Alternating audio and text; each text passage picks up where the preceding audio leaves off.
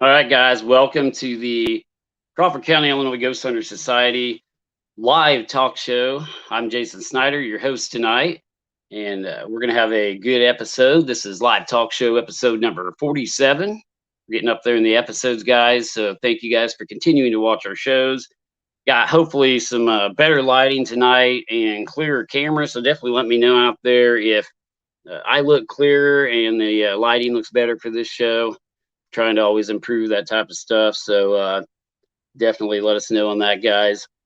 But you can visit our website at crawfordcountyghosthunters.org. If you have not checked that out, definitely check out our website out there. You can check out our email at illinoishauntings@gmail.com.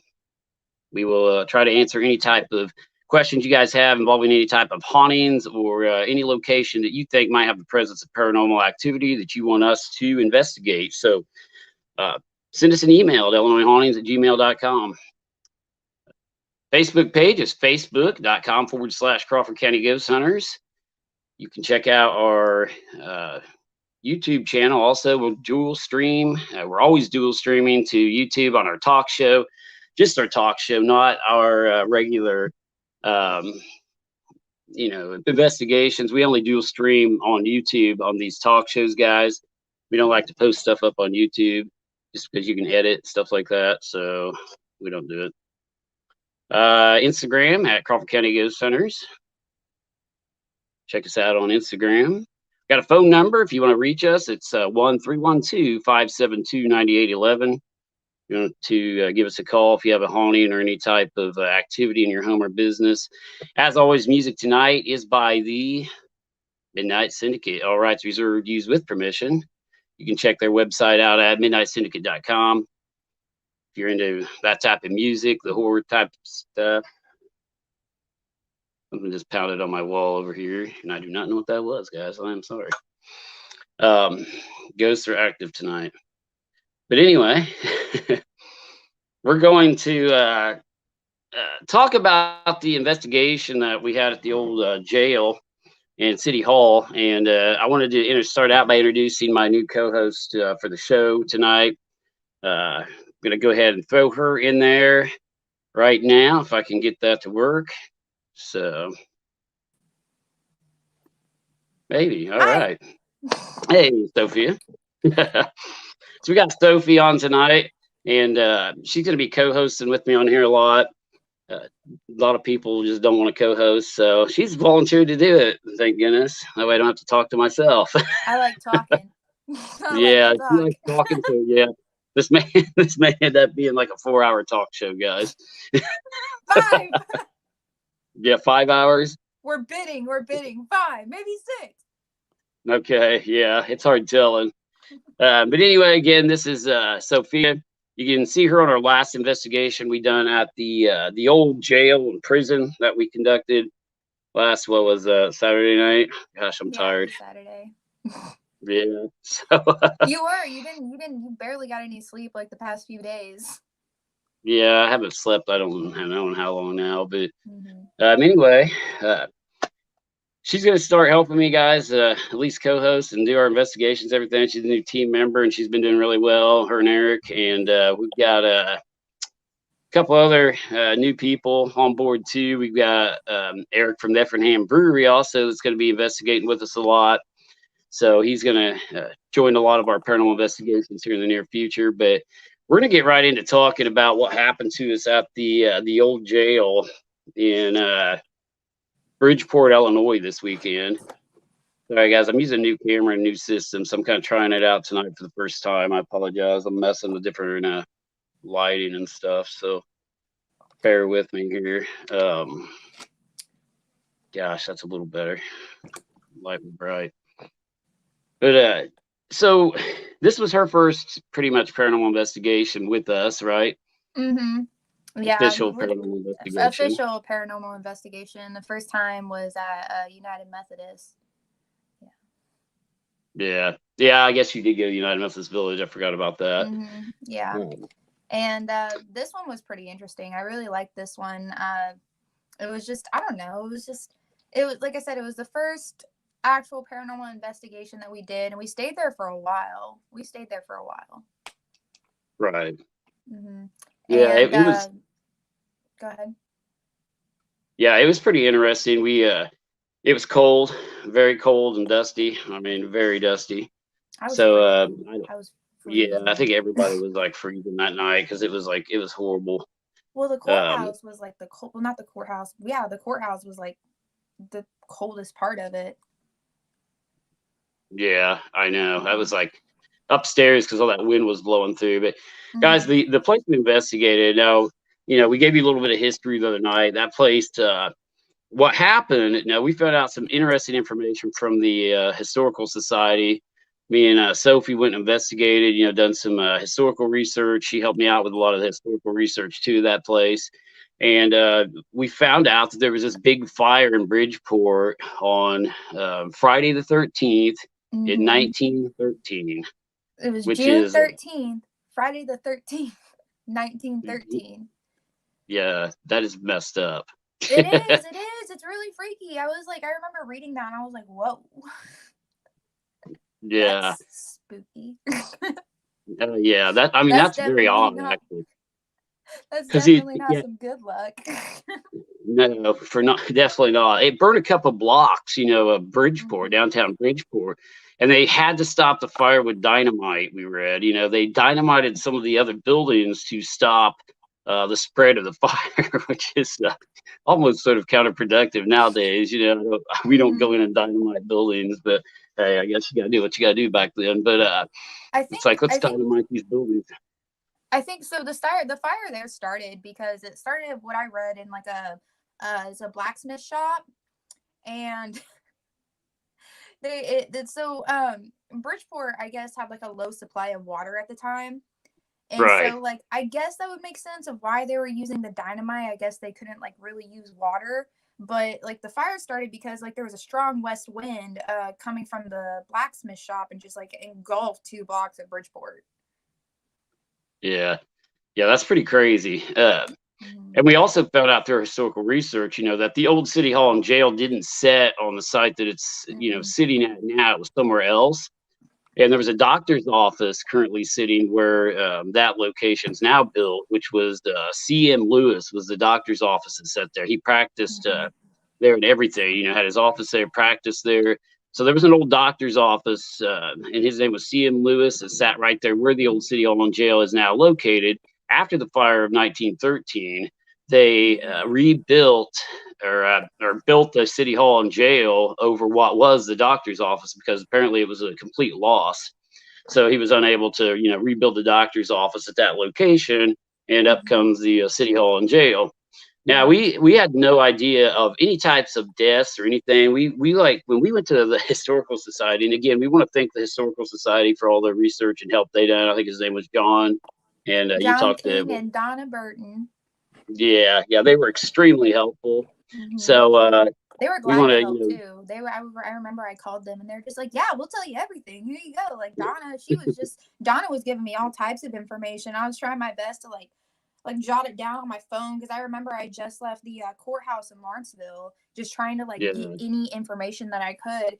And I was just like, you know what? I'm gonna go ahead and call the historical society. And so I tried to call John, and that didn't go through. And so I called Donna, and she just was laying it out. She's like, listen, I don't know a whole lot about like the Bridgeport shut down city hall and jail, but here's a bunch of information that you can get from around the county. So I was just like, heck yeah, thanks, Donna.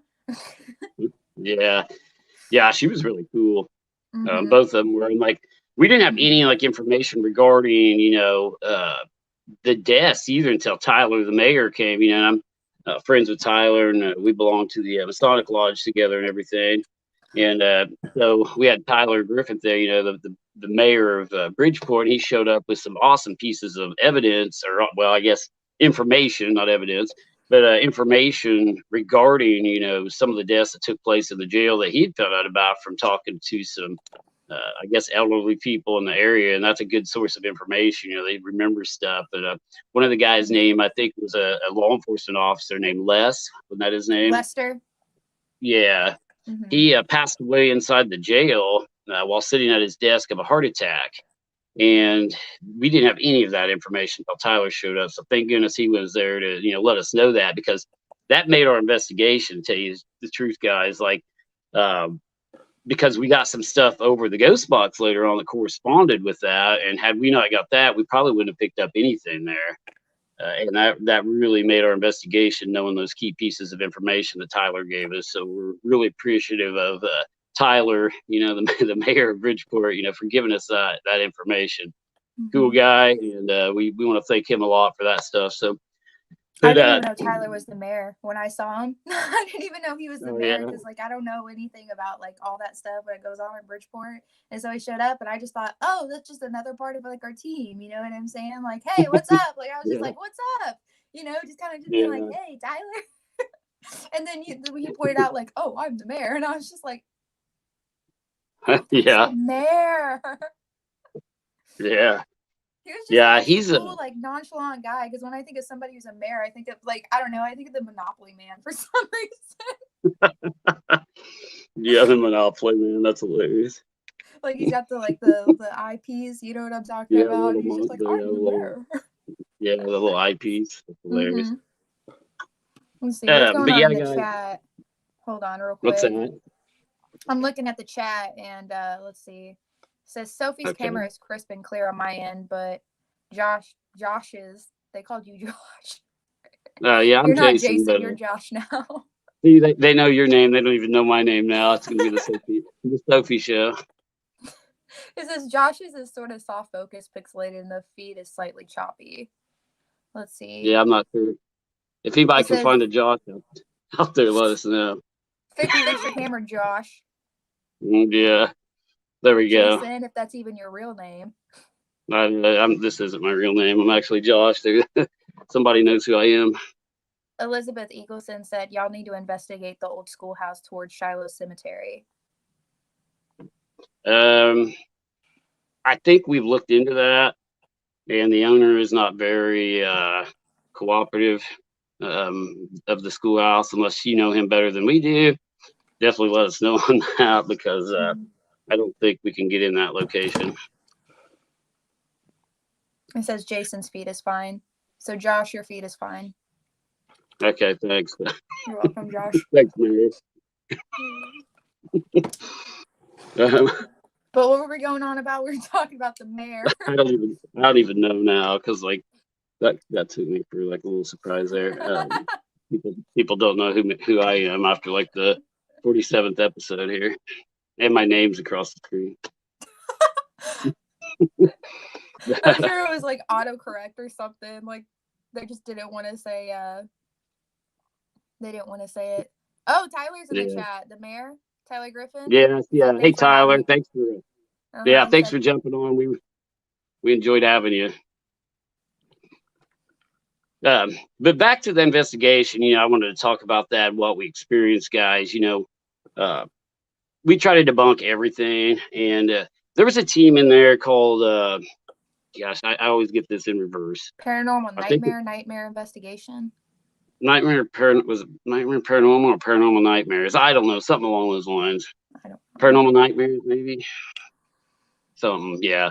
Anyway, there was another team in there before we went in there, and they made a little YouTube video, and I'm gonna message these guys and talk to them, because if you're going to put a video out, definitely don't put out false information. That's definitely what they done. I went and watched that video after investigating the jail. I could debunk about 98% of the things that they got and recorded, on their video. I'm not bashing them. Maybe they just don't understand how to look outside and see if there's people there.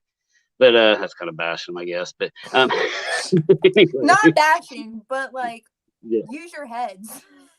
Yeah, definitely use logic, guys, because they made this video and you can hear voices in the background and stuff. It's 100%. I guarantee you, it's people talking outside. We heard people talking at all hours of the night and at that location. We could hear them talking from uptown, a block away. So this was crazy stuff going on. We could hear people talking at the bar. The bar didn't shut down until 2? We even heard people fighting outside.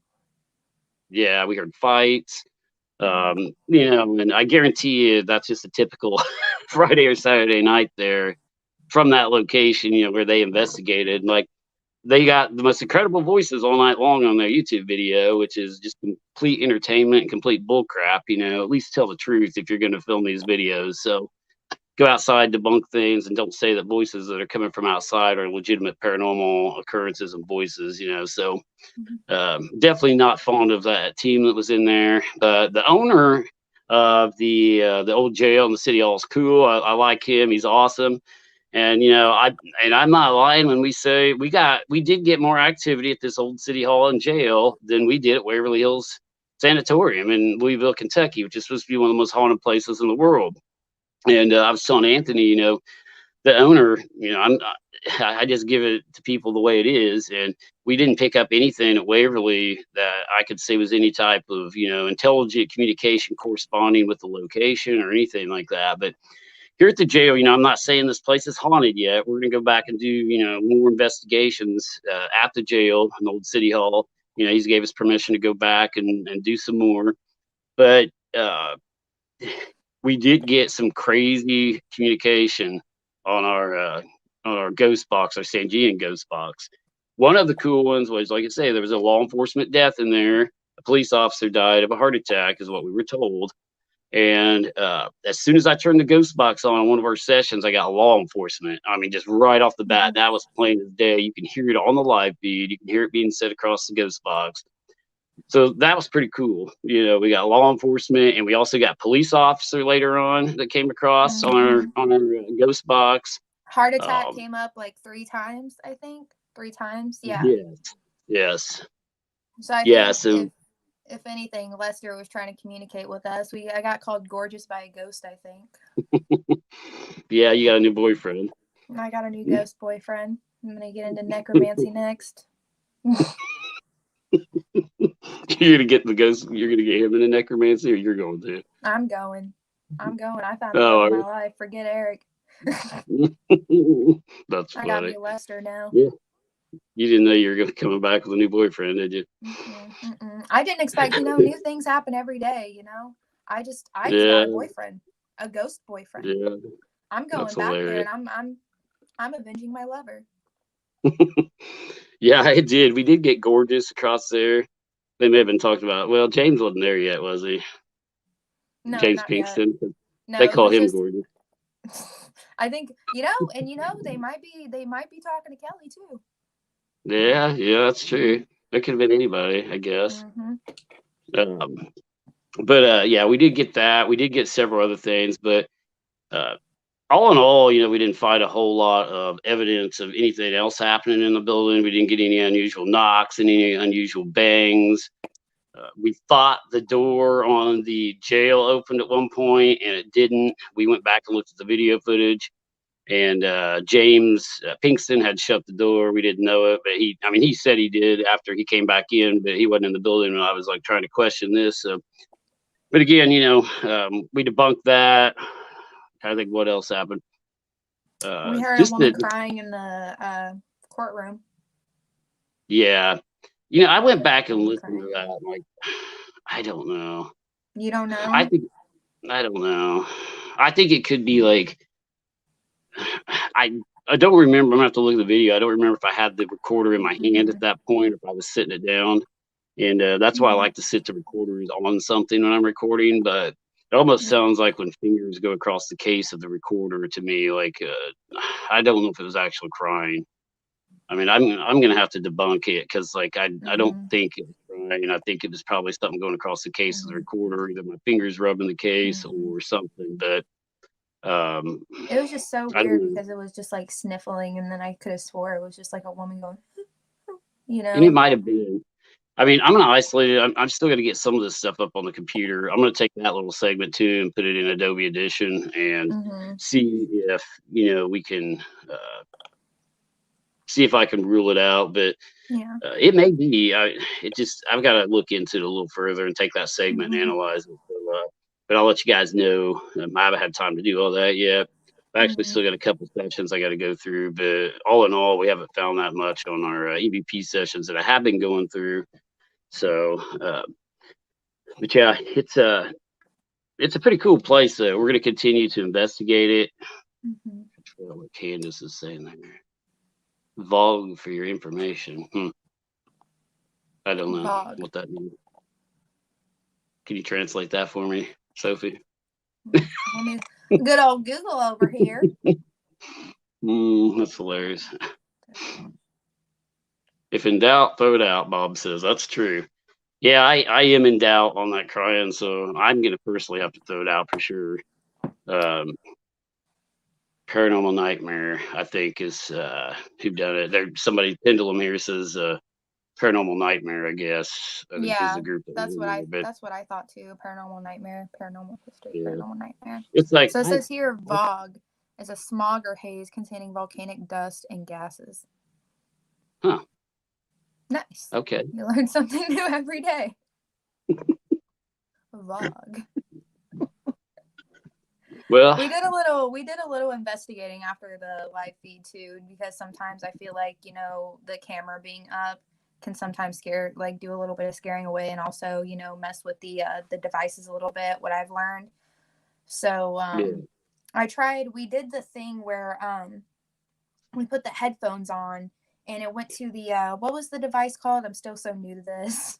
Well, it was a ghost box basically. We were doing the what's called the Estes method. And I'm not a big fan of that because like people name all these methods and stuff and like try to make it their own, like by naming it and everything. And it's like we've been doing that since like I don't know, over 20 years we've been doing that method. And like it's basically like a sensory deprivation method where you put blindfolds on or you put the earphones on and you're not supposed to see and hear while you're doing this method and you're hooked up to a ghost box. Well, we hooked Sophie up to it. That's what you're talking about, right? Yeah. So we hooked Sophie up to it in the jail after we go live there. And we try this. And what happens is somebody's asking questions and she's, you know, talking about it and letting us know what she's hearing without hearing our actual questions or seeing us. So she has no idea what we're saying. You know, we could say, hey, what's your name? You know, and then she might hear it over the ghost box because she's got the headphones on and not looking at us and everything. So we tried that. We tried a few sessions like that. Got some pretty interesting stuff. So you go ahead and tell them, you know, your opinion on all that. So when I put the headphones, so first off, guys, I'm terrified of the dark and I hate the ghost box. I'm gonna lay that flat out. I was a little skeptical of it at first, and then they kind of talked me into it, and they're like, "We're gonna be with you, just put the headphones on, basically." And so I was just like, "Okay, I'll do it." And so, you know, they took me into the jail cell. What was the jail number? There was 642, and then there was the other one. But anyways, we went to the jail cell, and you know, everybody was kind of like circling around me a little bit, and Jason sat outside the jail cell, and I put the headphones on, and you know, I kind of put my head down to really get into it, to try to focus. And so I remember hearing my name, Sophie. That was like, I heard that twice. All right, it was Sophie, and I remember hearing a Fia. You know what I'm saying? Like a Sophie, and then I remember hearing Fia. And so I heard that twice. I don't really remember the rest of it. I just remember that like kind of standing out to me. It was a little weird. And then, you know, I remember taking my headphones off, and they're just like, that was really interesting. Because they asked, I guess, you know, either Jason, I don't remember who was asking questions, you know what I'm saying? But like they told me that, you know, they were asking them like, who's in the room with us? Like, who is in the room with us? And then after that, there was a Sophie and then a Fia. And so they're kind of like, I don't know, like Eric described it as like ghosts being kind of little pranksters and then like, what's up, this guy? You know what I'm saying? Like they were just being funny. So that was really interesting. And then we tried it again in the courtroom upstairs. And I don't remember anything besides incest. I heard the word incest. And other than that, nothing else. Like, but the thing is that putting those headphones on, it feels like you're in a different dimension. You know what I'm saying? It feels like you're just kind of like, I don't know.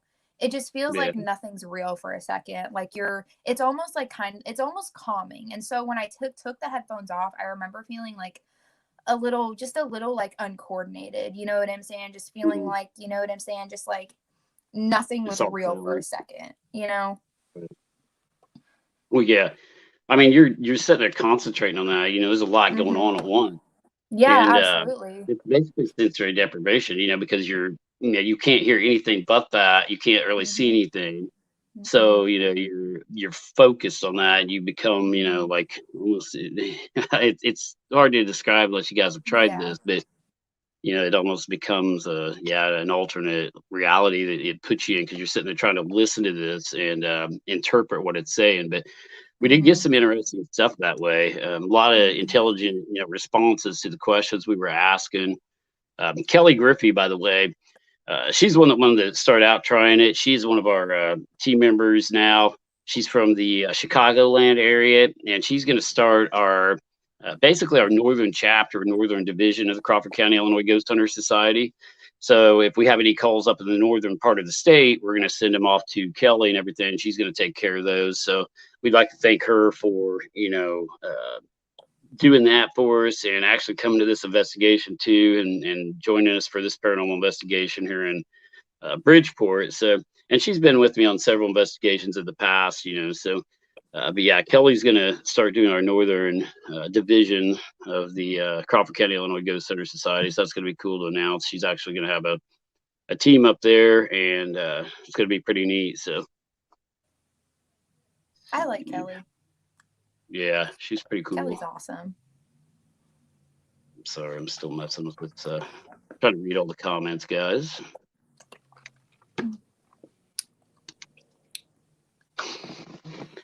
But yeah, if you guys have any comments out there, questions for either one of us, um, tonight's topic too, we're going to talk about witchcraft a little bit and some different things, and Sophie's going to go into that a little bit on some of that stuff. She's into like witchcraft and all that, and I dabble. yeah. I So do a little I was bit of actually, witchcraft here and there. Huh? yeah, I was actually gonna do an episode around like Halloween regarding this, and I didn't get a chance to. So kind of catching up on that and doing some cool stuff. But yeah, we're gonna talk a little bit about witchcraft and objects that people believe. What is that? It's witchcraft. That's witchcraft. All right, guys, there It's you go. selenite. That's the end of the show. Have a good night. No. But no, she's going to get into some of that stuff, and we're also going to talk about objects and can they actually protect you on paranormal investigations or outings, and do they? I swear something just hit my wall again. I don't know what's Okay, going so on. do we need to investigate your house? I guess it literally hit hard. I don't know what's happening here tonight. But yeah, I mean, if you want to kind of talk about that, yeah, what that is and what you what you do. So where do I start with witchcraft? So, okay. To me, what witchcraft is a lot of it is spiritual. A lot of it has to do with the power of manifestation, and a lot of it. So to me, everybody has their own different perception. Everybody creates their own reality of like what they believe. So almost everything that like when it comes to religious or spiritual wise, it's very valid. But to me, I believe like my God is kind of like the universe, and also I believe that we're our own like gods, controlling our own reality, and the law of attraction is basically just as valid as the law of gravity. So where do I start with this? I mean, I have a bunch of things over here to like kind of play show and tell a little bit to kind of describe what we have. So I'm going to talk about like manifestation, how that goes hand in hand with witchcraft. So here's my little book of manifesting, and it looks like somebody's gone insane. It looks like somebody's losing their damn mind. Right. Like it's kind of funny because it starts off like kind of sane, you know what I'm saying? And then it gets like a little more, just a little more bonkers. Huh. And so basically, when it comes to manifestation, it's kind of just like, like I will do this, I am this, it's just affirmations, it's not saying I want this, it's more saying I am this, I will do this, it's not really asking, it's more like saying I deserve this, I am getting this, and so far everything. And so I'm going to kind of like take a little bit, a little bit of a step back and kind of explain how I kind of got into all this. So back, I started getting into astrology back when I was 15 years old. And then it evolved into, actually trying to speak with spirits via a Ouija board, Right. which doesn't work, by the way. What I've learned, it just doesn't work, and you just end up psyching yourself out and just kind of scaring yourself a little bit, because like you just never know. Like, to me, it's just kind of like a placebo of like, like you're actually moving it, Yeah. and you don't really know it. I just believe there's something there that just doesn't really work. But and then I got into a car wreck back in 2019. So we're going to kind of skip over this. And, I've been dabbling with witchcraft for a while, but it never truly like worked for me. You know what I'm saying? It was just kind of just like, I was just kind of using like crystals and stuff, and just thinking like, oh, that's it. That's what I get, But back in 2019, I had broken my spine in a car accident, and I was told I was never going to walk again. And there was a big chance that I wasn't going to walk again. It was a 10% chance that I would. So, even like in the middle of surgery, they had to stop in the middle of surgery and redo, you know what I'm saying? Like go in and take more x-rays, which is kind of a dangerous game to play. And so, especially with like the very invasive surgery that I was going through, like a spinal fusion and like a majority of my back, and kind of like poking around with my spinal cord. But anyways, I kept telling myself, like, I am going to walk again. I'm going to walk again. You know what I'm saying? And I was very powerful with it. And I was just really believing that, and I was really clutching on to that. And I remember like there was a point where like I was just like, I couldn't pee, because obviously like everything was like, cut off from, from the waist down, and I couldn't pee. And I remember being like, I just want to pee again, and I'm going to pee again. And then, just a couple days later, I started peeing again. And I was just like, well, that's kind of weird, And so literally within 2 months after my wreck, I went from being told that I was never going to walk again to being able to walk up my own stairs. Yeah. So you think it was the power of your mind? Yeah. Yeah, exactly. I feel like I used like the power of my mind and kind of just like, so then I started getting a little more into it, and I was just like, okay, so we're going to talk about like manifestation, law of attraction, And so I got this little book, and I remember, all right, I did not study for my high school equivalency test very much. I said, I am going to, pass my GED test. I didn't do much studying. I didn't really do anything. I went to go take it, and I had no clue what I was doing. It had been a while since I was in high school, and even then I didn't pay much attention in high school. I passed. Actually, I passed really well. I passed with flying colors. I don't know how I did it. And then I was just like, okay, that was weird. And you can even see here, hold on. This was the day before I took my GED test. I said, I will pass my GED test. I will pass my GED test.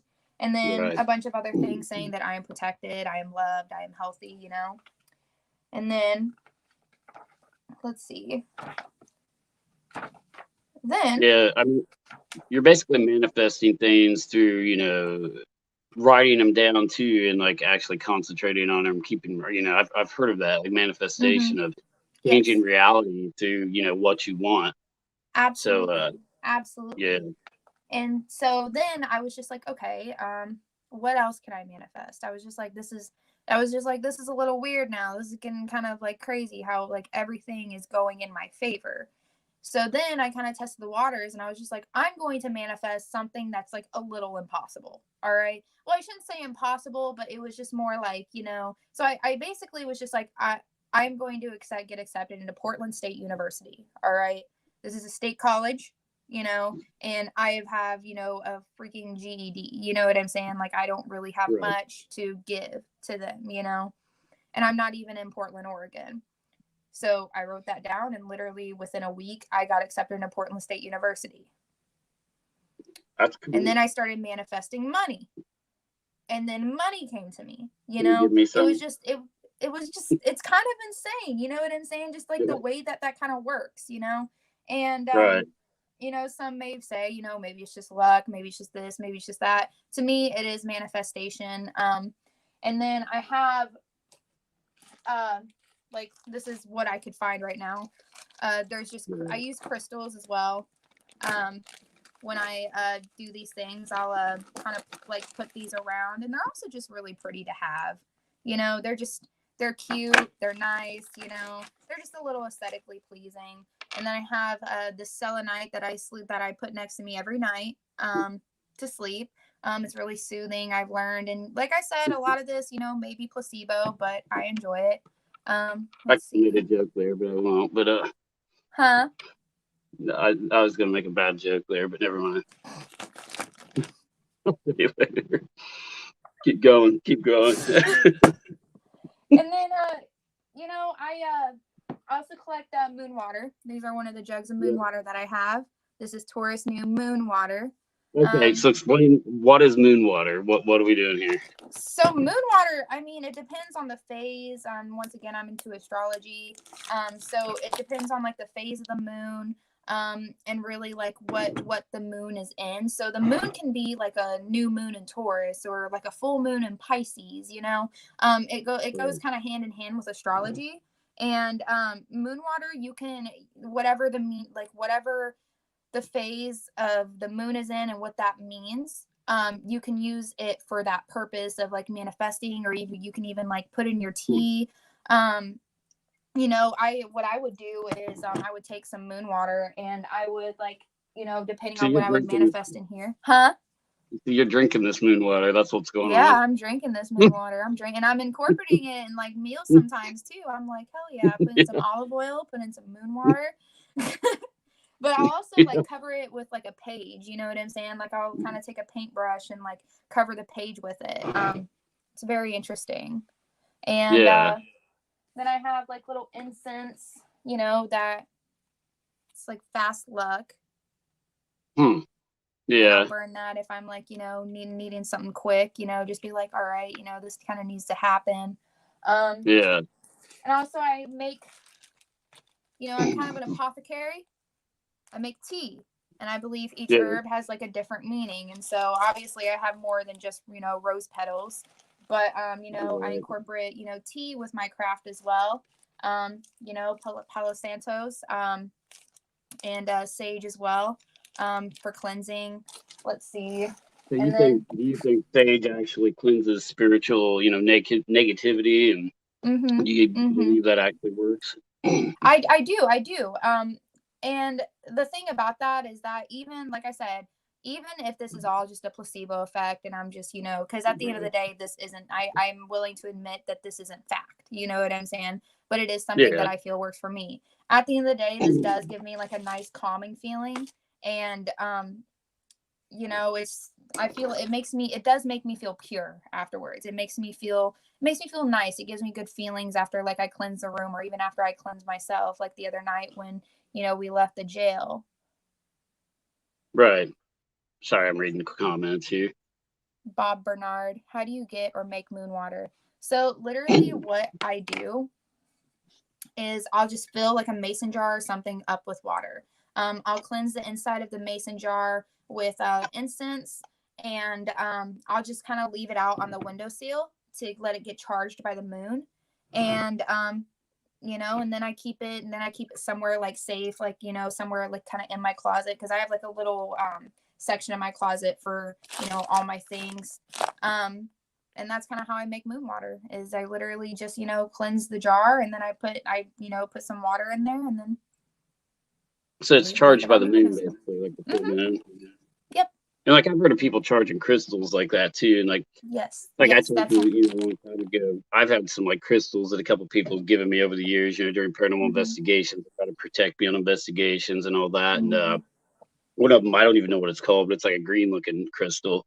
And I tried it for a while. I took it outside, hung it in the tree like during full moons, and like tried to charge this crystal. I mean, whether it did anything, I don't know. I've still got it. I've got it hanging in one of my rooms, but it might be It might be peridot, to be honest, because peridot is also a crystal to be used when you're going like ghost hunting and stuff, just to like keep you away from anything that might be angry and might try to get inside your mind, or even like maybe, you know, I don't believe that they can hurt you, but I do believe that they can cause you to do things that like can hurt yourself, you know.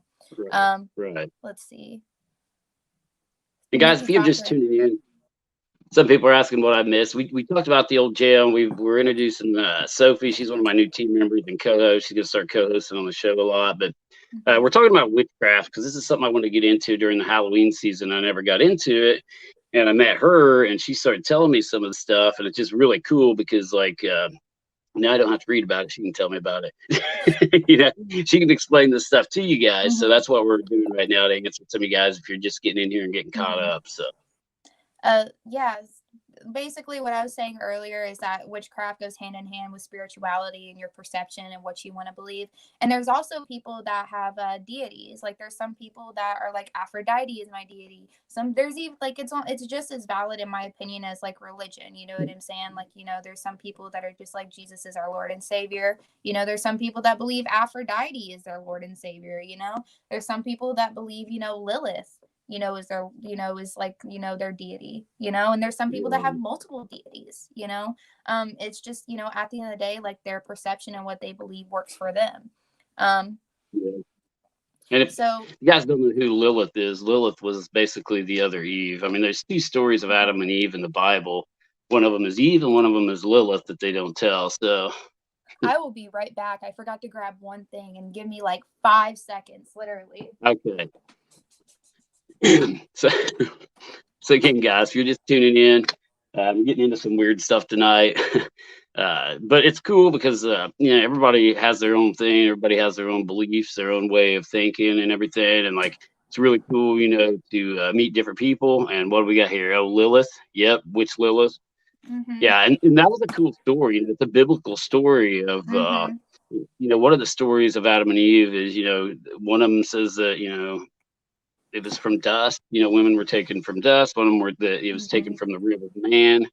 There's multiple stories of Adam and Eve, and Lilith comes into play. You know, as kind of like this more of the evil Eve that some people perceive her as. But go ahead into your interpretation of that.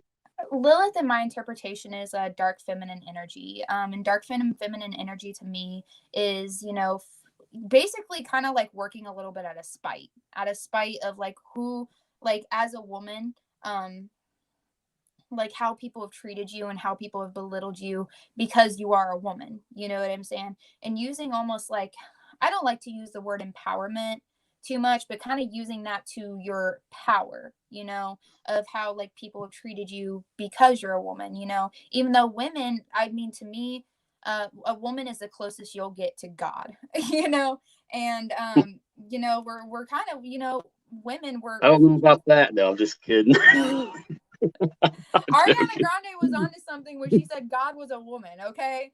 Yeah. But I'm scared now. But you know, like, but it's like I'm pretty sure, and I read this correctly, and I'm not good with like using like scientific terms and stuff. Let's see, Karen Cat, do you consider yourself to be a witch? I do consider myself to be a witch. I am a witch. And I'm very proud to admit that. And I, you know, it's definitely a term that like I feel like a lot of people who practice kind of take back, because back in the day, you know, you could be no math and be called a witch, and you know what I'm saying, get hung for it. You know, get burned at the stake for that, you know. And so now it's just more like, you know, do I believe I'm a witch who can, you know, like turn, you know, like who can levitate and, you know what I'm saying, like read other people's minds? No. I mean, I'm a witch in the sense where I use, you know, crystals and, you know, like, you know, do apothecary stuff. And so there's just kind of like a double meaning there that I feel like people don't really like understand when it comes to like witchcraft, you know, because they think of hocus pocus, you know. Right. I want to touch on that a little bit too, what you're just talking about. You know, back in the day, I mean, what was that? Like 1692 was the Salem witch trials. I may be off on that. But, you know, Yeah, people have been accusing others of being witches for like a long time for doing stuff that we do on a normal daily basis now, Mm-hmm. practice herbalism, medicine, and some of the things that they done back then that were considered witchcraft Mm-hmm. is just, everyday practice of normal people nowadays that, back then, 1692, 1693, you're going to get 1692 is burned at the stake. correct. Is that correct? Yes, Yeah, I I thought it have was. the. So, so yeah, but yeah, back then, everything was considered like, dark and magical, and I Mm-hmm. say the things we do today, I mean, even us as ghost hunters and paranormal investigators, if we were born in 1692, I probably would have been up on the stake with a lot of those ladies, Mm-hmm. burning at the stake, because I Absolutely. would have been considered a witch, back then, for trying to communicate with the dead, Mm-hmm. necromancy and Mm-hmm. divination and different stuff. Mm-hmm. Necromancy, is a form of communication with the dead, where you're trying to Mm-hmm. predict the future and trying to, yeah, just communicate with the dead Mm-hmm. in general. And there's a lot of stuff, Mm-hmm. that involves that. So, Ouija boards, us using Ouija boards, us using our modern digital recorders to try to communicate with the dead during EVP sessions. I would have been a Mm-hmm. witch. Mm-hmm. Any type of Absolutely. communication with the Absolutely. dead. So it's like, Mm-hmm. it's the way people perceive this over time, and our definition of what a witch actually is too. So, Mm-hmm. but and it goes more off the. I'm sorry, I'm kind of interrupting here, but it goes off the type of like, you've got your main religions. You've got Christianity, Judaism. You've got uh, your main, basic three religions. The Islamic religion, where people believe different things, and anything that strays from the three main religions, is considered pagan in some form, kind of. Mm-hmm. It's paganism or some type of pagan belief, because you're straying from the Mm-hmm. three main religious beliefs of the world. And uh, Wicca, do you consider yourself to be Wiccan, or just I witchcraft, don't. spiritual witchcraft? So no, I don't consider myself as Wiccan. I actually don't. I don't support like the Wiccan kind of culture because it's kind of just like copyrighted off of paganism. The Wiccan is pretty much just paganism, just a little more. How do I word this properly? It's a little more gatekeepy when it comes to things. You know what I'm saying? Like, I'm just not a big fan of like Wiccan cult. Like, you know what I'm saying? Just not a big fan of the religion. I don't consider myself to Right. be anything besides a witch because I just believe in the universe. Do I believe Lilith and Lilith? Yes. Do I believe in like, I do believe in like multiple gods, Right. but I can't put myself to a label when it comes to witchcraft because like I love all of it. I've even considered, Yeah. actually I made a joke at the beginning of the feed, but I've considered necromancy before, not to like not to romance, the dead, but more just like, be able to speak to them and become friends with them, which is why I'm so interested in like ghost hunting, and that's the reason why I'm so interested in like empathizing with with these entities, because it's just like, I feel like I don't know. I want to empathize and help. Right. Right. I understand. Yep. Um, Try to read some of these comments. Mm-hmm. I was going to read Jen's comment here. I'm not sure what she Mm-hmm. said. When I was 20 and I was pregnant at time, woke up at 2 in the morning at my mom's, and there was like a white puff cloud in the middle of the room, and I had cold chills and covered my head because I was scared. That's interesting. I've never heard of that. Yeah, I don't know. That could be a lot of things. Mm-hmm. But there's a lot of stuff to times, the times people Mm-hmm. wake up. And we were talking about that too. Like you were telling me some of that stuff, here a while back about which, you wake up at 3 a.m., you wake up at 3:33 Mm-hmm. or 2:22, which is an angelic Mm-hmm. number. And you want to talk about the 2:22 a little bit, and like the angel number. So I believe in angels. I believe in angels. I believe that we have people that are entities that do protect us. Um, so when I was younger, my grandma and we had this little inside joke where, we'd sing a song to each other, and it was actually the Barney song where it's like, I love you, yes I do, I love, well, I I think that was a Barney song. I don't remember, but it was like, it's a sin to tell a lie. Yeah. And then at the end, it was just like, I love you. And then she'd go 222. You know what I'm saying? And so Yeah. that number always like kind of stuck to me. And my grandma's alive and well, right?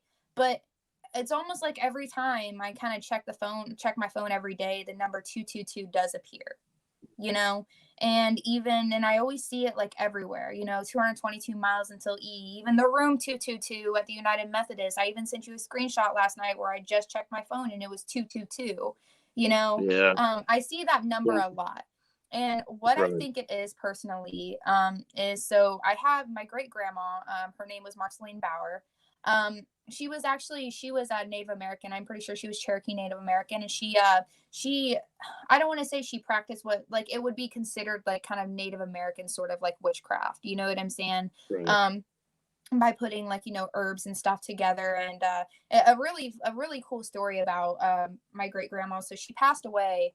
And I guess this was not too long after she had passed away. My grandma, she had burned her head with a curling iron. And my great grandma, and I reminder, knew how to make like burns kind of just go away. That's Right. just what I've heard. She just knew how to make like burns go away. And so my grandma had like an obvious mark, you know what I'm saying? Obvious blistering, obvious mark on her head. And so she walked into my grandpa's shop at the time. And my one of my aunts were there, and my grandma was just like, I burned my head with a curling iron. And she like lifted her bangs. And one of my aunts, I don't remember which aunt it was, but one of my aunts was just like, Sheila, there's nothing there. And my grandma was like, what? And like I said, my great grandma knew how to make kind of like burns go away, Hmm. with some sort That's of like interesting. concoction of like mud or something, I guess. But it's it's pretty cool. But anyways, back to it. I believe like Marceline is one of my guardian angels. And she does a very good job of protecting me. And I'll even visit her grave every once in a while, and I'll be like, thank you. I'll put flowers on her grave. And I never met the woman, never. Yeah. Yeah. So And that's it's kind of where like, 222 kind of comes from, is like, I feel like, I don't know, like it's kind of like my great grandma being just like, hey, I'm here. yeah. And it's kind of cool, to hear your approach, because it's like we're almost like night and day in some things, because it's like I take such a scientific approach to investigating paranormal occurrence, and you're over here making moon water. It's cool though. You know what I mean? It's like I'm, it's cool though, because everybody's it got their is, it different is. ways, Yeah. And and honestly, like I said, I'm willing, like, I don't have very much pride. I do right, know that it may be a placebo effect. You know what I'm saying? I do know that you know, it may just be something that calms me down, and I just may be lucky, because I can't have too much pride about it being like, yes, it for sure works. But, right, for me, it's kind of just like what I believe in. And, right. and And like I I said, think I try to, huh? that's the power right there, what you believe in. Mm-hmm. I believe that's the power behind everything, everybody's belief system. It's a personal Mm-hmm. choice, it's a personal thing. What works for you doesn't work for some people, what works Mm-hmm. for me doesn't work for you, or what work, Mm-hmm. that's the cool thing about individuality, and like the people believe in things, because like it's so cool. And that's why we have multiple religions. We have multiple people believing in different gods and different Mm-hmm. ways to get to heaven or hell, or different ways to Mm-hmm. the afterlife. And it's like, um, that's the cool thing. It's what you believe. I think you kind of hit the nail there on the head, Mm-hmm. because like, see, my personal belief is, if you've got some type of item of protection, or I was telling you, even we were talking, a while back about voodoo and that type of stuff. I don't Mm-hmm. believe voodoo works on anyone unless you personally believe it's going to work. You can actually cause Yes. yourself to be cursed, and Yes. that's my personal belief. You can Mm-hmm. cause this stuff to happen to yourself if you believe in Mm-hmm. it. So like I Mm-hmm. choose to believe not believe in a lot of things, but Mm-hmm. it's like just my way of almost warding off some things. But Mm-hmm. yeah, it's like I don't know how to describe it, but yeah, I don't my idea. I don't think like a crystal can protect me, just because I don't think a ghost or spirit's going to worry about a crystal, but it might Mm-hmm. protect you personally because you believe it is going to, Mm-hmm. and it will because you believe it will, if that Mm-hmm. makes sense. You know what I'm saying? Well, I feel like another thing is that so I had talked to a median, right? Yeah. A couple ones, or not mediums, not median. I don't know why I said medium. It's not the middle of the street, but Right. mediums. And so I have like a white aura. All right. And it was Mhm. super weird the way it was like brought up to me. I just remember, like, I was in the bar and there was this man that just like touched me, and he asked me, he was just like, "Why do you have heart anxiety?" Don't Hmm. know this man, do not know him at all, right? He asked why I Really? have heart anxiety. And like I do have heart anxiety. I do have cardiophobia, and I'm just always scared that I'm gonna die from a heart attack, right? I'm just always scared. And I was just like, I just kind of looked at him and I was just like, weird. Okay. And I told him, I was just like, well, I think it's because I had a heart murmur when I was younger. He was just like, no, in your past life, you were stabbed in the heart. And the only way to, like, combat your heart anxiety is to, forgive that person. And I'm just looking at Right. this man and I'm just like, tell me more. We're like striking a conversation and stuff. But it was just so weird the way, you know what I'm saying? He just touched me, don't know who this person is. And he was just like, why do you have heart anxiety? And, I try to Yeah. give people the benefit of the doubt. I try not to look at people like they're crazy people all the time. You know what I'm saying? I just try to, Yeah. because some people might think I'm a crazy person for just talking about, my witchcraft stuff. So, and then he told me, he was just like, you have a white light, you have a white aura. And what a white aura is necessarily is, it's the rare, like I said, it's the rarest aura to have.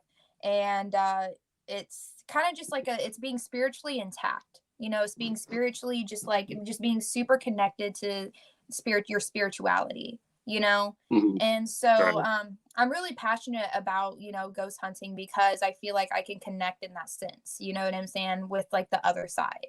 And Yeah. I feel like that's the reason why like I'm able to, get a lot of like attraction. Um, but Well, I don't know. I enjoy this. I think it's about connecting to the other side as well. I mean, Mhm. you definitely have to establish a, connection to the other side Mhm. because uh, that's what I do in some sort of way when I go in to do EVP sessions. I'm talking to him. I tell him I want to Mhm. establish communication. And I'm Mhm. trying to communicate with the other side. I mean, you do have to Mhm. establish and have that connection with the other side. And I think that's Mhm. what makes some people successful at recording EVP and having successful ghost box sessions versus some people that sort of block it out and Mhm. have no idea, why they're blocking it out. Their negativity, maybe Mhm. negativity that they carried with them, Mhm. throughout the day, maybe a fight they had earlier on in the day or something. They carry Mhm. that into a paranormal investigation. It carries over Mhm. and they either block out, good and Mhm. positive energy. We don't get, some type of voice or anything coming through. So Mhm. But trying to read Chloe's so comment here. I also wanted to talk about the Betsy Reed case a little bit because it had something to do with witchcraft. Oh yeah, Um, go ahead. so Betsy Reed has always like really fascinated me ever since I found out about her in high school when I first started to get into witchcraft. Um, Hmm. because at the time I wasn't too educated about it, and I was just like, oh, she's a witch, you know what I'm saying? Like, Hmm. oh, that's crazy, that's cool, you know what I'm saying? Like, there's a little bit of background. And I started learning more about the situation, and then I started getting more and more sad about it because then I Yeah, realized that she wasn't. And it wasn't the yeah, fact that I was sad that she wasn't a witch. It was more almost like the Salem witch trials in the sense where it was just like, you weren't a witch and you were just a woman. You know what I'm saying? Because I personally yeah. believe that Betsy Reed is innocent. I do I too. actually have a couple books. Yeah, I mean the EVP we got there. Yeah, that's pretty cool. Mhm. Um, and the EVP we recorded at a gravesite, of her saying I'm innocent. There's no way somebody's Mhm. going to come back from beyond the grave and say they're innocent when they're not. I mean, Mhm. why? What would be the point in trying to, come clean in So the afterlife? I guess I don't know. Maybe there is, but my assumption is that there is a woman that had said that she watched Betsy uh, poison her husband's tea with this white powder and then drop mhm. it, just carelessly, like out on like her front porch. Right. And the woman went to go pick it up, and after Leonard had died, she took it to this guy, and the guy was like, yep, that is arsenic poisoning. You know what I'm saying? That is absolutely arsenic poisoning.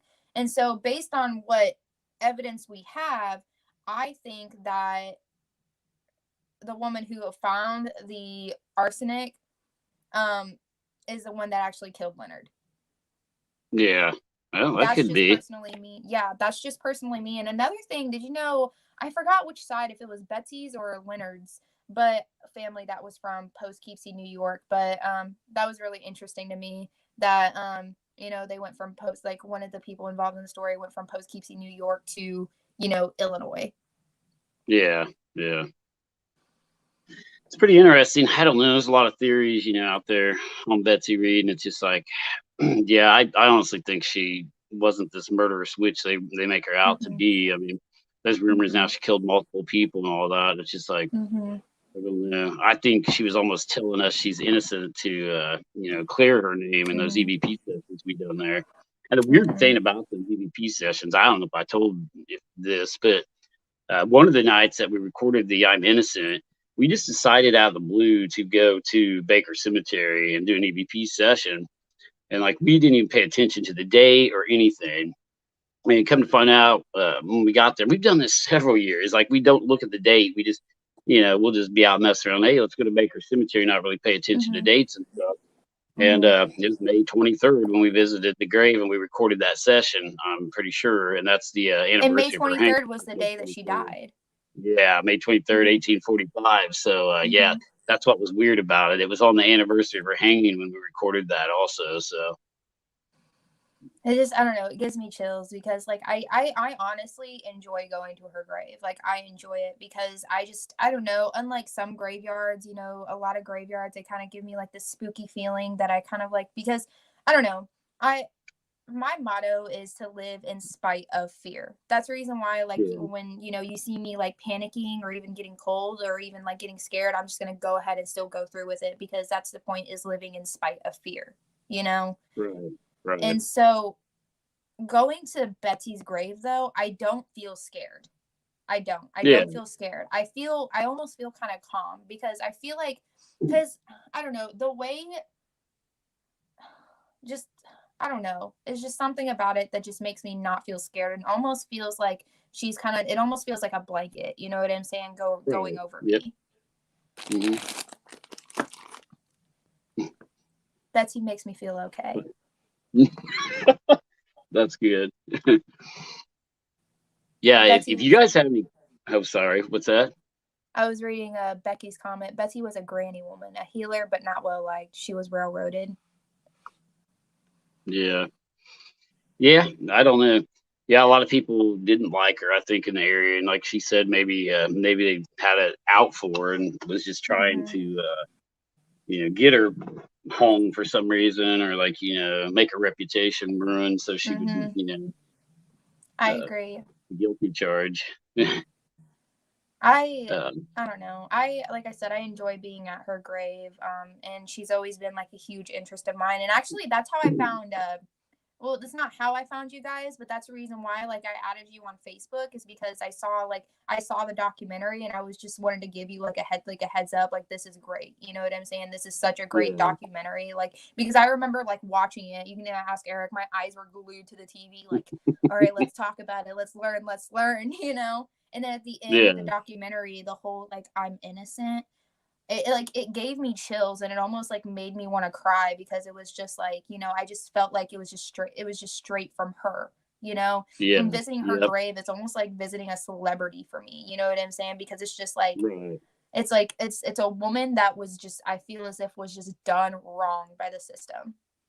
yeah. I think so too.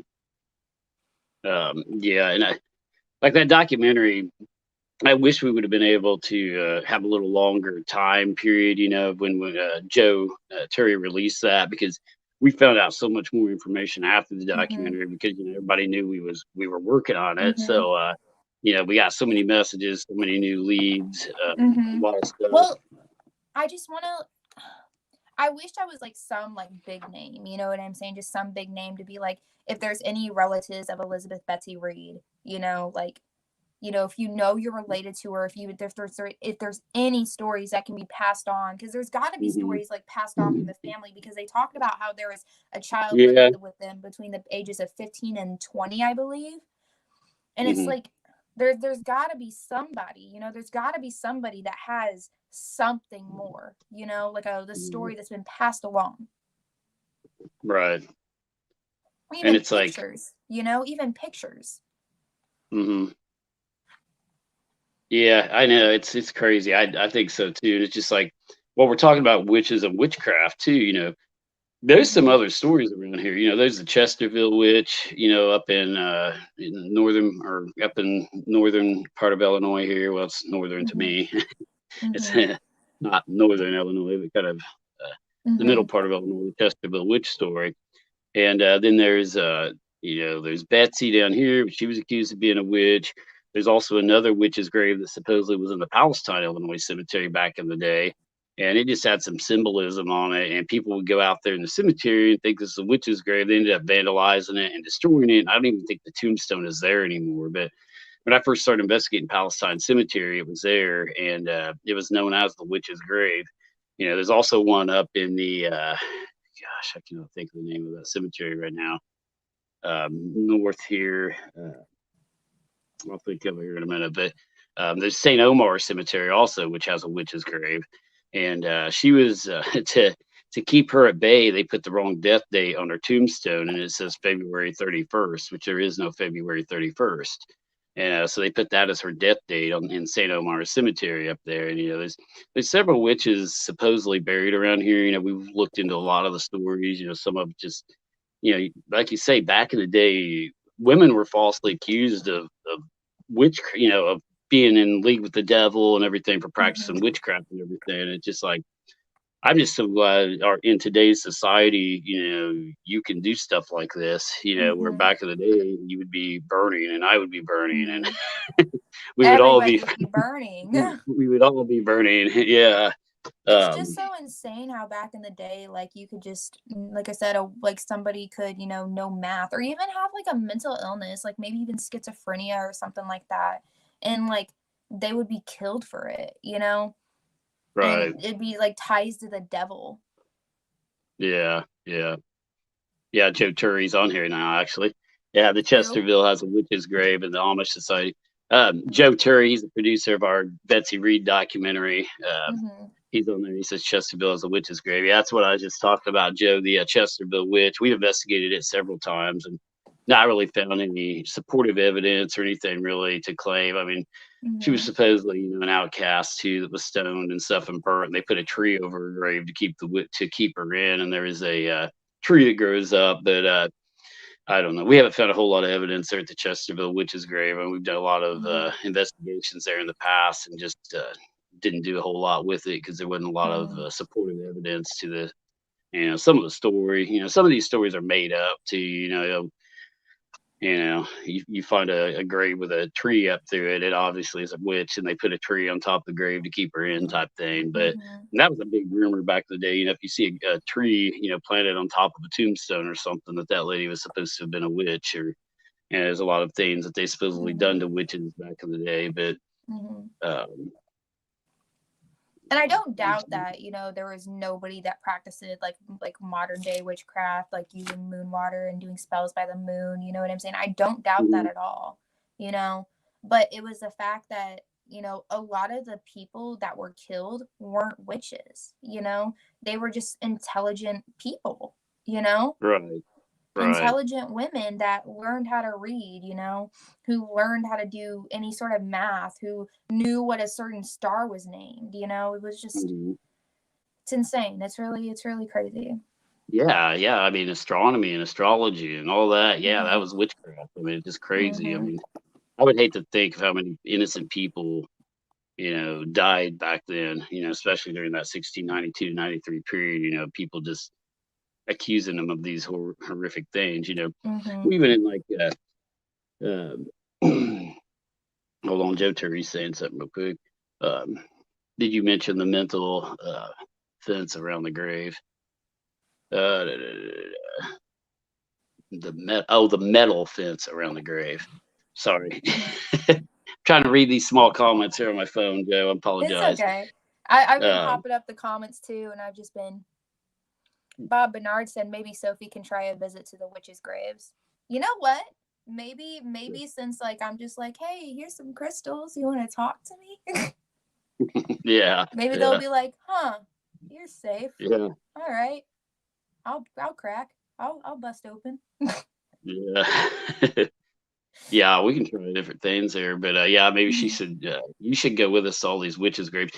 And I actually thought of, but no, Joe, I didn't mention the metal fence around the grave. But it's been a little while since I've been up there to the site, but it's hard to do any investigations around that Chesterville witches' grave too because there's houses all around it, like the houses on those side, and like you hear Mhm. people talking and. But Mhm. hold on, reading more here. Sorry. But getting back into the witch stuff, I actually thought about doing a like a series maybe, and that would be cool to take you and doing like a series on just the witches in the area. Doing a Mhm. live series and be like call it like the night of the witch or something, and go to Mhm. all the witches' graves we can go to in one night. Start out, Mhm. not considering Betsy a witch or anything. Start out at Betsy's and then go up to Mhm. another one I know of up in our area. Go up to St. Omar Cemetery to that Mhm. grave, and go up to the Chesterville witch site and call it like the night of Mhm. the witch. Maybe a series throughout the Yeah. night of witches' graves. I would love to do that, honestly. Just, kind of do like a little bit of traveling just to visit these witches' graves and or these alleged witches' graves, and kind of just show them and be like, hey, I actually practice witchcraft. It's modern now. You know what I'm saying? It's more accepted in today's society. Um, Yeah, and like a big thing with communicating with the dead to me is empathy and empathizing with like the pain or empathizing with anything that tragic could have happened with them. um yeah. and that's it's really important to me. It's really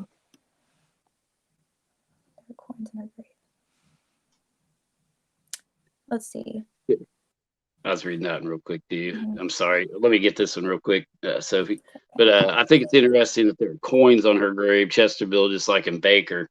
Yeah, I mean Chesterville's a well-known story, Joe. I mean it's been on a lot of ghost websites. It's been on a lot of like haunted places listed.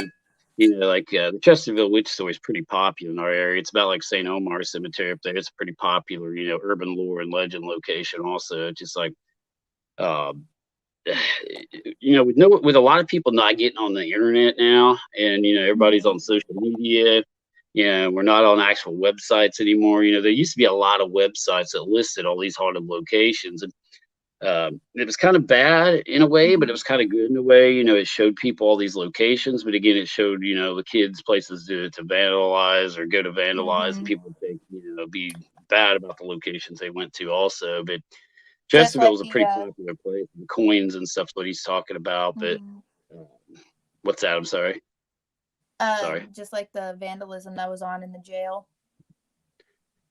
Oh Mhm. yeah, yeah. Let me address that. Well, you brought that up real quick, and if Mhm. you were you going to answer somebody's question? Is that what you were going to do? Oh, no. I was just looking at the comments real quick, but we can talk about this before we address any of the comments because this is pretty important. Okay. Yeah, we're going to talk about the jail again, the old City Hall and jail we investigated, guys, and like this is not cool at all. But somebody snuck in there between the time period of the Tuesday and owner. Saturday. Yeah, when was it? Between Tuesday and Saturday? Yes. Yeah, between Tuesday and Saturday. Thank you. Of when we went there, somebody snuck into the jail and vandalized the jail just because they seen we were going there because they put ghosts on the walls and stuff, and that is not cool. Do not vandalize places. Mhm. If you're out there watching this, because if you get caught by us or the owners, you will get trespassing tickets. You'll get fined and Mhm. vandalism. You're And destroying these old buildings. That building was built in exactly. like 1913. You can't get Mhm. that back. You can't get history back. You can't get those wooden No. floors back that No. you put spray paint all over. So you're taking a piece of history and you're ruining it. Mhm. Don't vandalize places, especially Mhm. when you see us going there, because we're going to get to the point, guys, where we don't announce where we're going again. It's Mhm. getting that bad because, like, we announce where we go, and we've had people show up. We've Mhm. had people vandalize the place. Mhm. So it's going to get to the point where these few bad apples are going to ruin it for the rest of you guys, and we're not going to announce where we're at until we actually go live, which may be a safer idea. I don't know, but And go ahead. once again, like this is a piece of history. This is a piece of history that can be I'm not gonna, it can't be remodeled, but it can be almost like a museum. Like, this is what happened, you know what I'm saying? This is like an old building that has memories, that has like so much history to it, and you just can't get that back, because once that spray paint is on the wall, or that chalk, it's basically there forever, unless somebody wants to go in and like do a bunch of scrubbing, you know what I'm saying? Which, I mean, scrubbing's just gonna ruin, it's just gonna ruin the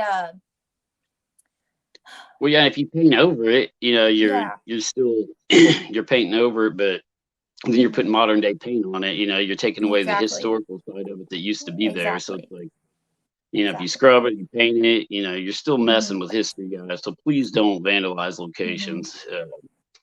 And they did it just because we were going there. I know they did, because there was a ghost. Yes, there's a ghost on the wall, and it said "boo," and just it wasn't there when I did the walkthrough with the owner. A few days before, then we go in for investigation. Somebody snuck in there and vandalized the place. So it's not gross. cool. It's honest. It's disgusting behavior, and I get it. I mean, like, I don't know what age range did it. You know what I'm saying? But I assume somebody younger did it. Maybe a teenager. And it's just like, I get that kids are going to be kids at the end of the day, but also it's our job as adults to educate these kids and be like, you can't do this because XYZ. You know what I'm saying?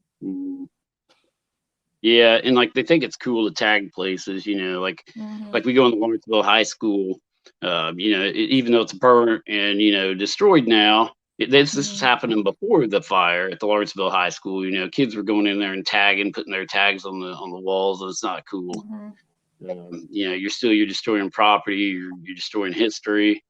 Don't do that stuff, guys. And if anyone out there watching the show knows who Connie is, because that was one of the tags on the wall with the ghost, contact the Bridgeport Police Department, or even Lawrence County Sheriff's Department, if you know who tagged that building and put Connie on the inside of the broke into there, because they trespassed and they vandalized. So contact the police department if there's anyone out there that knows who done that by any chance. Somebody knows who done it. So I'm gonna go take a very quick potty break. I just have to tinkle. I will be back in a couple minutes. I just gotta go tinkle. Yeah, she's coffee. So yeah. But and going into the vandalism, of places, we had a place called Redford Cemetery over in Jasper County, Illinois, where I've talked about this a bunch on my live feeds. Some guys or kids went back there, tore up a tombstone that was back there. His name, the tombstone was Jace Wheeler, and it was a tombstone of an African American man that was buried in the back part of the woods behind the cemetery. And kids went back there about 2 or 3 Halloweens ago and just tore that tombstone up. I mean, they broke a piece of history that cannot be replaced. Me and Jason Dickerson had luckily went hiking back there and took a picture of it shortly before that occurred. So we probably have the last known picture of that tombstone in its, form. So before it was destroyed by vandalism. But looks like Sophie's back, and I said too much moon tea, Sophie. A little too much moon coffee. Yeah. And hold on a second, I'm reading some of these comments again. I'm still laughing about this. What? Chloe Wheeler says, exactly. We've had people run their cars across the yards of these places. Oh yeah, that happened to us too at Pine Lawn Manor. Some idiots, while we were doing the haunted tour, while Chloe was there, she was there on one of our tours. This guy comes driving out across the yard and tears the yard up while we're doing our haunted tours, and does donuts in the yard of Pine Lawn Manor. It's like I couldn't get out there and catch him in time, or they'd been in trouble because I was in the back part of the room. But these guys are assholes. Why do that? Like, what is, it's like, what are you getting to gain out of it? You know what I'm saying? Like, I get it. It's a small town. You're bored. I get it. But like, go play Monopoly or something. You know what I'm saying? Get a life. Like, Yeah. Go play Trouble, Monopoly, get a freaking Nintendo, play Animal Crossing. I don't know. Go fix a car. There's so many Yeah. things you can do besides vandalize and like be annoying and just be a nuisance, you know? Yeah, for sure. Well, just like those girls went by screaming on our Bridgeport Mhm. investigation. I don't know what was up with Bridgeport the other night, guys, but there was girls screaming outside, like they would stop their cars and scream and take off, and like I'm sure it's fans or They're like I like, say, these are Jason! wonderful. Oh my Yeah, god! yeah, and I don't know, it's messed up. Yeah, I guess we have our big fan crew that follows us around, and yells at us. It's Um, yeah, I agree. It's still inexcusable free behavior for whatever age they know better. And I always say this, like it explains it, but it never excuses it. You know what I'm saying? There's like a yeah, big thing where yeah, it's just like it explains it. You know what I'm saying? Like I get it, you're mhm, bored. Like I was a bored teenager once, but it never like excuses anything. You know? right. That's the reason why like it's up to like us adults to be like, no, bad. It's good to hold teenagers accountable to their behavior. You know what I'm saying? It's good to anybody. You know what I'm saying? You always have to hold Yeah. people accountable. You know, or else it's just gonna keep happening. Yeah, I think it's got worse since the whole, I hate to even use this word, but the whole COVID-19 and everybody was locked down and everything. Mm-hmm. It's like everybody went nuts during that time period. And now, like, I don't know if it's because everybody's getting back out. They're just like releasing all this energy or what, that like people are just I going agree. crazy. I agree. Lynn Lynn Dorman says, I'm a fan, but would never scream during your investigation. Yeah, that's the kind of fans we like. If you just want to come up and Mm-hmm. talk to us and meet us, that's cool, but don't like, sit outside and scream during our Mm-hmm. investigation. Yeah, if you want to come before or after, that's cool. You can meet us, talk to us, whatever. But Mm-hmm. yeah, I don't, intentionally go by while we're going live and do an Mm-hmm. EVP sessions and scream because that Mm-hmm. actually we picked that up on an EVP session. Those girls screaming, so I've got their Mm-hmm. voices. Mm-hmm. But They like it was just so. I remember it was just so. Ah! yeah, They were yeah, yelling. I guess I don't know. I don't know if they wanted a little bit of attention or they were just drunk. I don't know, but yeah. I don't it's either. just like, damn, this ghost is hype.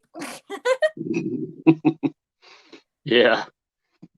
Chloe says teenagers are insane these days, but I mean, I can't say anything as as a Gen teenager. Z, but the thing is, here's the thing is that like Gen Z, Generation Z teenagers are just built differently. And I'm considered Generation Z, don't get me wrong, but I'm kind of like a little bit at the cutoff. Like I'm a 99 kid, you know? The kids that Yeah, were born in like 2005, 2006, 2000, like anybody that was born like honestly after like 2005, they're just like they don't care. Like they really just do not care about like anything. But they're so like I yeah, said, they're built different because they're insane. Like they're yeah, insane, but they don't care at the same time, you know? They don't really yeah, have like regard for their life. So if you ask your grandma, oh my yeah. gosh. So I was just reading. Oh, then I'll pop it up on the screen. Yeah. So, my actual grandfather, okay? My actual grandfather, who I will not name, because it's just I'm still in contact with his family. Right. Obviously, because that's my real grandpa. But so he was very abusive towards my grandmother. Very, very abusive. And I don't know. I'm kind of put like a little bit. I like to be a little bit respectful of other people's. I'm going to be talking about like abuse for a second. So basically, he kind of like pulled her hair while he was abusing her at one point, and I guess got a tuft of her hair, right? And so mm, I guess this was after I guess my grandma and grandpa had gotten divorced or whatever. I don't remember. Like I did the story. Anyways, sorry, ADHD. But so my grandma and my great grandma Marceline found this book, right?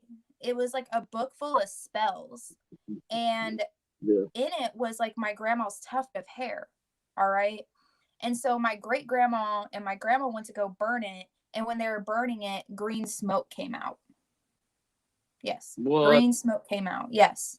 And like my Really? grandma is not a woman to lie. Like my grandma does not like make up stories, but she had told me Hmm. like there was green smoke that just came from this book. Yeah. Hmm. Mm-hmm. And that's weird. I mean, yeah, I don't know unless there was some type of chemical compound of the pages or something that could turn the smoke green. I mean, I don't know True. what else That's could another cause thing that. that could like go take into consideration, but nonetheless, it was just kind of like this book of spells where my grandma's hair was like in one of the pages, you know? Weird. Yeah, that is Insane. weird. Insane. So I guess witchcraft runs a little bit in the family, you know? Just a little bit of hex, just a little bit of hexing. Yeah, Sprinkle a little bit of yeah, hex. yeah. Well, I was told my great grandma was like extremely psychic and Mm-hmm. predicted when things were going to happen a lot too. So it's like I Mm-hmm. don't know, maybe things are passed down through genes and stuff. It's kind of weird. Mm-hmm. We're powerful. Yeah. Douglas said, just a little bit of hex. Just a little. Yeah, just a little. Um, Trying to read some more comments here. For their Mm-hmm. punishment, make them sit upon lawn for EMP for 24 hours. That's a good idea. Yeah, we can punish these people who vandalize things, and we can lock them in pine lawn for a little while. They'll straighten up then, I guarantee you. Mm-hmm. Mm-hmm. When the walls Instead of start throwing bleeding. marbles, they're just going to start throwing like pipes at them. Yeah, yeah. And speaking of the walls bleeding at Pine Lawn, guys, I forgot to announce this and forgot to tell you, but we figured out what that actually says on the wall. I don't even know if I told you, Sophie. Did I tell you this even? I remember I one think of I them did. said, Ivan. Yes, I did tell you, I guess. But Mm-hmm. anyway, yeah, we figured it out. We didn't know that for a while, but the blood on the wall at Pine Lawn Manor that appeared in front of my face that I, have yet to debunk, don't know how it happened, spells out Ivan. And if you've ever followed our life feeds, we all know who Ivan is. He lives next door. And he's not very supportive of us being there. The owner is. Ivan claims to be the owner when he's not the owner. The owner actually lives in Olney. And the guy that lives in the other building on the other side, like I say, I'm just going to leave it at that. He's not very supportive of us being there. And it spelled out Ivan in blood on the walls, and which is very, very strange. And he actually came over there and talked to me one night, and I didn't even realize that. He went in with me to Pine Lawn, and he goes, "Yeah, it spells Ivan," and he showed it to me. And apparently the message was meant for him because I couldn't see it until he showed it to me. It's 100% saying Ivan. So kind of weird that he interpreted his own name, and we're sitting there trying to interpret it as White Run or Run, or we got a lot of interpretations out of it. But come to find out, it was Ivan. So definitely spelled out his name Mm-hmm. on the wall. So they That's apparently very do not. disturbing. I'm Yeah, very nervous to go to Pine Lawn, by the way. you haven't been there yet, have you? Nope. But you know what? Like I said, my favorite phrase that I really do live up to is to live in spite of fear. Because I do things out of Right. spite pretty well, you know? And to spite a feeling, it's like, all right, you know what? Yeah, That's life changing. I'm gonna do it. yeah, yeah, yeah. That place is crazy. Like I say, I'm it's still the most very haunted place I've ever nervous. seen. Yeah. Um, Here's what Chloe says. It may show that they don't appreciate him being there. They can sense that he's a bit of a red flag to be in there, not liking him. Well, that could be true too, because Mm-hmm. we had the place all locked up, so vandalism couldn't take place in there, and we had padlocks all over, had it chained up. The owner said we could do that. Ivan went over, cut all the locks off at one point this last summer, and cut all the chains off the doors. And now anybody can get in there, anybody can vandalize it. Which I shouldn't be saying this, but you know, uh, that was another thing. And we got a padlock thrown at us during one of our tours, which was and the padlock was one of them he had cut off.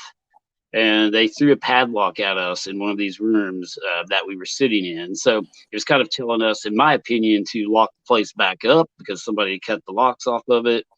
And then we Mm-hmm. get Ivan and blood across the walls. So yeah, kind of weird. Susan, we did not do any chemical testing on the blood. Susan Brinks asked if we done testing on the blood. Well, we done a blood test, which is to determine whether it was real blood, human blood or real blood. Part of it tested positive for real blood, but not human blood. and then some of it tested negative for blood altogether out of the same segment of the writing, if that makes sense. So the results were inconclusive. We can't really determine if it was blood, if it wasn't blood, what it was. But regardless of what it was, it appeared in front of my face out of nowhere. So I'm still calling it paranormal. I can't explain it at this point until I could come up with an explanation for it. To me, it's paranormal. I don't know. I'm going to try to debunk it for the rest of my life. Trust me. I mean, if I can come up with something that mimics blood and appears out of the wall in front of you, I will do it and debunk it. But as of right now, I can't. And it's really kind of making me mad because I like to debunk things and I cannot figure this out. What Eric said. Did I tell you what Eric said talking? So y'all, my husband, all right, he's a funny person. Yeah. We showed him. So my husband doesn't really believe. Like he hasn't like, let's see, Pine Lawn is probably one of the craziest places I've been to. It's amazing, and we have fun, nice and fun investigations. I think you'll like it, Sophie. I think I'll like it too, because like I said, it's not inherently like ghosts that scare me, right? It's the dark. It's the dark, and I don't like robot voices. That's another thing. And some of like the investigation that has to do with anything has to have like a robot voice kind of, and I don't like, it's just not really my forte because I don't like robots. And then thinking about like a dead person speaking to me in a robot voice, it's like, whew, I hate this. Thanks, I hate it. but like I know it'll be fun. It's just like I said, sitting in the dark where like marbles can be thrown at me, or where potentially like a ghost could throw like something at me that could not be a marble. It's like, oh, I hope they don't hate me. But what were you saying about Eric before you got on Eric was, when we showed Eric when you guys showed Eric the blood on the wall, he was just like, no. Yeah. He's like, I've peed on a few walls in my life. Yeah. And he said, it looks like how the blood is drawn, like somebody like kind of squirted it on there. Like somebody like he said it looks like somebody like pissed on the wall that said Ivan, but with blood. I can assure you it wasn't piss. That's my husband. You bring something up to him that he can correlate with piss. So I said I can assure you it wasn't. I was gonna say I can assure you it wasn't piss because I was standing there when it happened. He's like, damn, that's one crazy UTI. Oh God. You got kidney stones or something? This show just went. Oh my God. All right. You never know what's going to happen on the Crawford County Illinois Ghost Hunter Society talk show. I apologize. This is the Piss Hunters. Crawford County. Oh crap. Anyway. But I don't know if I can continue on with the show now.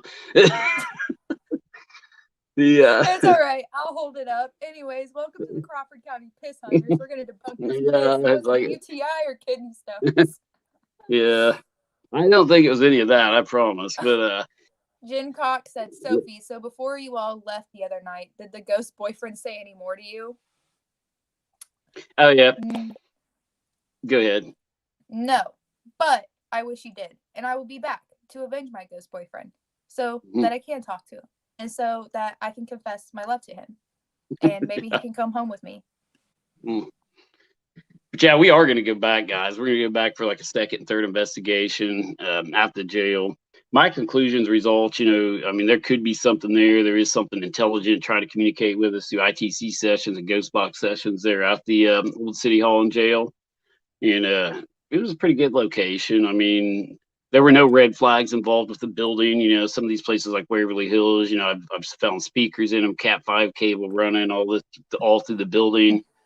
There was no red flags, obviously at the old jail in City Hall. It's just an old building. They haven't brought anything in as a scare factor, like some of these, building owners do. That's what makes me mad too. We call it the Hollywood effect too, where they bring in like Hollywood items or staged objects and put inside some of these locations where people can go and investigate. Like Willow's Weep was bad about that. They brought in a bunch of staged objects and put in there and to make it look creepier, to give it that creepy feel. And none of that's going on there at the jail. Just a cool place, and just all original stuff in there. Nothing's been brought in extra, and we're going to continue to investigate it. Another thing to add on to that is that so we were talking about this the other night. Just because a place is creepy doesn't make it haunted. Right. That's a big thing that I feel like needs to be like debunked, is that people will be like, oh, well, it looks old and it looks creepy, so like there must be ghosts, Scoop. Exactly. It's the mental effect. I mean, the psychological effect of these old places. That's what I talked about in my last video with the Waverly Hills Sanatorium. It's all the mental perception of how you perceive that building when you go into it, and like whether you want to believe it's haunted or not, because like a lot of these people, think every little thing's a ghost, and it's like you can't let your mind get to you in some of these old buildings. It's dark, it's creepy, but that doesn't make it haunted, like she's saying. Let's see. Okay, we're all charged up. Let's go investigate something, Bob says. Yeah. What about Jason? Let's see, where was it at? Jason, where's your team going next? I didn't even see that one. What's a comment? Yeah. Where are we going next, Jason? I don't know. We're gonna do the jail a couple more times, definitely. Like I say, we do have a couple places in mind in Robinson too. We've still got the old pub in Robinson we're gonna investigate. We've got a house in Robinson we're gonna investigate, which I'm not gonna name any locations until we go there. Yeah. But we got a few places, so definitely keep watching our page, guys. We're going to investigate some cemeteries too. It's not too cold. We'll probably freeze our butts off, but it's getting colder all the time. We had lightning, and now it's dropped in temperature. Last night we had a lightning storm. We should have went there last night because it was extremely warm out, and we had a lightning storm roll through. So that would have been a good night to go, but we didn't. I agree. I can't wait for it to get warm out, because I feel like once it gets warm out, I'm gonna be less cold. Obviously, I'm gonna be less cold and less anxious, because I feel like the cold is kind of what adds on to the uncomfortability of everything, because it's just like I'm freezing, but you know what? I'm dedicated. Yeah, definitely. So, yeah, you guys stuck with it and hung in there at the jail. I was proud of you guys. But thanks. It was freezing though. Thank God Eric had that heater. Yeah, it was cold. It was it was really cold. But yeah, guys, like I say, all in all, the jail was like I said, it wasn't a bust. It wasn't the most haunted place in the world, but we did get some communication, ITC communication, which doesn't make a place haunted, but we're going to continue to investigate to try to get some more, evidence collected. And, the possibility of having a public overnight there, in the future is there, but I don't like to support public haunted overnights unless, we can back it up with more evidence or, documentation of something going on in the building. I'd like to get more before we do that. And the building's gonna have to be cleaned up and fixed up, before any type of public ordeal happens there, because I have already been asked about that. Is there gonna be any type of public haunted overnights, take place there? The building is a pretty big safety hazard, especially with the debris and going up to the third floor. It definitely needs to be, worked on a little more, but especially, I mean, even if it's not completely haunted, even if we don't get, anything else, it can still be used as kind of a museum of some sort, you know what I'm saying? Or it can be used, maybe it could be used for really anything, it could be fixed up. Yeah, for sure. I want to answer a few more questions here real quick. Jason's, what is your take on limestone and running water or other materials acting as conductors for paranormal activity? Any truth to those theories in your experience? I mean, there's a lot of reports of places like that, Joe. Like Alton. They used the old prison blocks they took down in Alton, Illinois, and built some houses with all that stuff. Supposedly, all the houses became haunted, even, and even the Fife Opera House over in Palestine, Illinois. We investigated it and done haunted tours there for years. It has a little limestone foundation of, I believe it was called the Rising Sun Tavern. It's been a while since I've done the history of that location. I used to do haunted tours in there and conduct haunted tours in the Fife Opera House in Palestine, Illinois. And it's got a little place down there with limestone, and it's pretty haunted. I mean, the Opera House is pretty haunted. And like, I've seen other locations with limestone that's haunted, and it could be the fact that limestone, these rocks, flowing water, there could be some science behind it to where it's some type of like charge, that the water gives, with this flowing through the area, especially through limestone or over limestone. I mean, but there's a lot of research that's been done into it, and like the paranormal side of it, people think that limestone absorbs energy, whether it be negative energy, positive energy. It's kind of like a residual type haunting that where things absorb things over time and release it, like a battery, like we were talking about, Sophie. Those residual haunting. It's like a movie replaying itself over and over again. It's sort of like this limestone. People have reported the energy and hearing voices even around limestone formations, and could it be some type of conductor, some type of absorber of energy, of paranormal energy even, and release it over time? I mean, it's possible. There's things that we can't comprehend and understand with our scientific research that we're doing so far into stuff like that. But there's rocks that are magnetic, that can affect a compass even, that's got deposits in the rocks. If you're going to compass over them, it creates its own basically magnetic field, so it disturbs compasses. So you got to be careful if you got a compass, and you're out in the woods or something, you're by any type of rocks, it can actually have this deposit in it that can affect a compass. I mean, same sort of thing, I mean, that could be affecting like electromagnetic fields in the area. So there's a lot of there could be some truth to it, Joe. I mean, I've seen a lot of places with limestone formations that are haunted. And I think, I hate to even bring this up, but I think McPike Mansion even had a little limestone over there. And like I say, the mansion itself might be haunted, but the lady is definitely haunted that owns it. So she creates the haunting most of the time. But what do you mean? What? Back up a little bit. I haven't told you all that story. Well, I'll tell you off there. Trust me. Okay.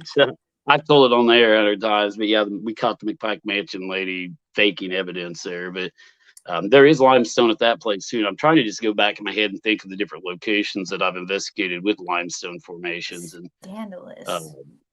there's a lot of them, yeah, that have sort of an eerie feeling to them. So we could probably go into that because it's just like the rocks, and the the crystals she collects, that even the energy that like she's talking about tonight, that she puts into those to charge them, and the moonlight that charges them. I mean, what's your opinion on that, Sophie? I'm reading more. Well, what's your opinion on the limestone? I mean, do you think limestone, like rocks and stuff, can actually make a place haunted or conduct energy to release over time? And just like anything, I believe anything can kind of like collect energy around it. You know what I'm saying? Like, I mean, just like this collects energy. You know what I'm saying? This is kind of, I feel like there's different, like I said, I believe anything can collect energy. So yeah, I do believe, like I truly believe in like the limestone.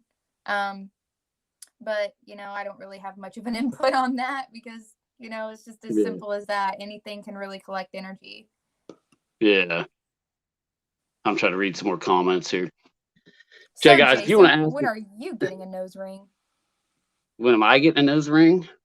Mm-hmm. That will never happen. Unless you guys put one in me while I'm sleeping, that will never happen. That I'll probably like zap myself. Like I'll probably like try to like, I don't know, it'd be my luck, I'd stick it into a light socket or something and like blow my head off. I never even thought about that. Yeah, so now you got to be careful. Don't go near plug-ins or anything like that, because you get that thing stuck, you're done. If I'm feeling a little spicy one day, I'm just gonna Yeah, just spray yourself. Yeah. Yeah, but that's not gonna happen. I mean, I don't know. I didn't like watch Next Team Investigation. We've all got it. One of us. One of us. Yeah. Have you ever did Bobby Mackey? They said it was haunted and smelled like rose and sultana at some point out of the hill at DeVal Park. What was told me. The Bobby Mackey, is that what they're talking about? Mm-hmm. Oh, we were Can talking you about click this on, the other night.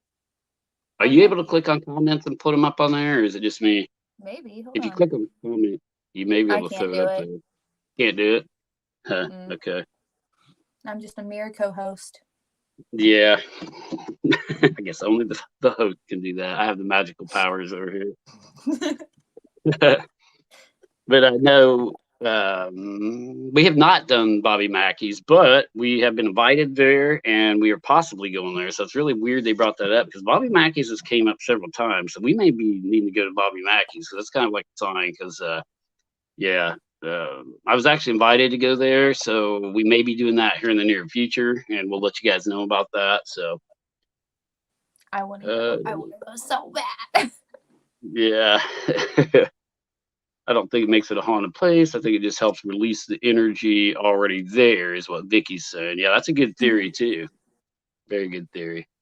But if you guys have any questions, real quick, for me or Sophie, she's new here. If you guys want to fire away at her with some questions, anything you guys want to ask her, feel free in the last 10 minutes. I'm gonna try to make it like just right out a 2-hour show. I guess we've got like a little while here. I think it's about gravity because the car is going uphill. I don't know what they're talking about there, but yeah, if you guys want to ask Sophie any questions in this last 10 minutes or whatever, we'll just kind of open it up for question and answer segment here, and then we'll probably end the show for tonight and figure out something. Oh, real quick though, too, I've still got some people on here. Next show will probably either next show or the one after that will be the year in review show where we go over all of our past investigations. So you guys don't want to miss that one. It's going to be like kind of like a New Year's special where we're going to go over like all of our investigations for 2020 because we're getting close, or 2021. I'm sorry, we're getting close to 2022 here, and we're going to go over all of our investigations from 2021. Kind of give you a recap of some of them, our best times during those. So it's going to be kind of like a little New Year's special. Either the next one or the one after that, I haven't decided yet, but within the next couple, we're going to be doing that. So it's going to be kind of cool. Definitely check that one out, guys. But yeah, if you guys have any questions real quick for Sophie, go ahead. My mom asked a question. Okay. She said, what did you find in Golconda, Illinois? Oh. Trying to remember what we did find there. We actually went to a couple cemeteries there, and there was some pretty cool old cemeteries there where we recorded some EVP in a couple of the cemeteries down in that area. Not a whole lot. We investigated an old church down there also, and unfortunately, due to circumstances and people there, we couldn't do a really good investigation. The people invited us there, there was some extras that showed up, and we'd like to go back down to that area actually because there's a lot of cool places down that way. So, but that's about the best answer I can give you, Shelly.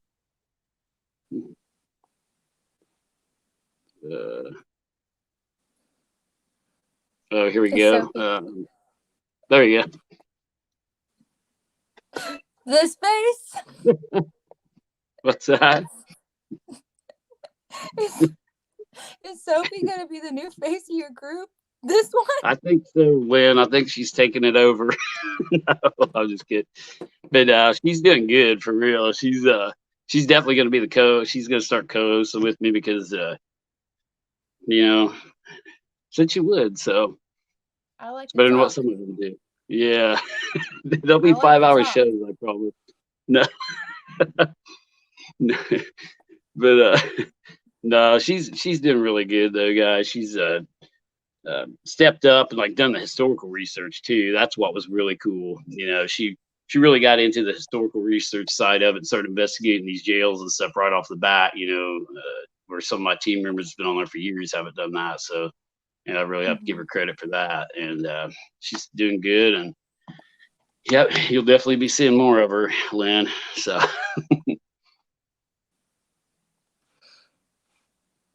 there you go.